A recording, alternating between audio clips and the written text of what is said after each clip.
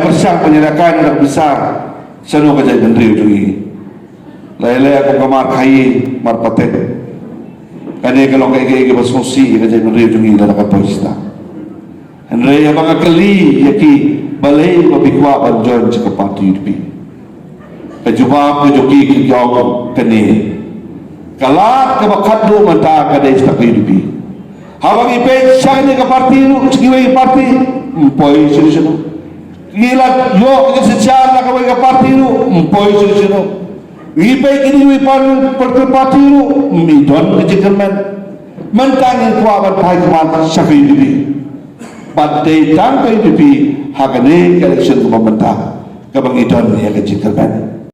Yangi kumkino kersan jangkai dupi. Yangi kumkino ilam bagi MLA kibal job hakat kopor. Henry dan ong yupi ini. Nadu ke arjam khatra by election arani ko. Hadir ke election jongka by election jongka Sheila constituency. Kawai ke di resign, kawai ke di baklan. Baladin ke arjam arkuai by election. Hamoplang konsensi. Ngayui rekat pergino yalam Joko Parti.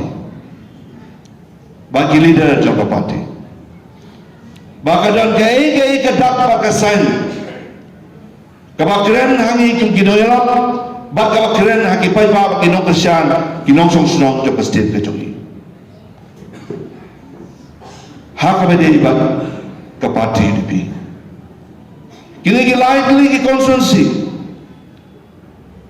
kila ai ya ke jigjok ke badan burom ya ke UDP badai kini likely ke konsensi kibal ai men se bengi kum kinoiram bagi lidah wala lagi kindiat ya ke nomor kata kade kapol jok jinglong ramba baka jinglong senrang jok ginong ilama bagi yang jod bagi yang kowe bagi yang train kat pan penulong ya ke jikbi nanti jok ipai ba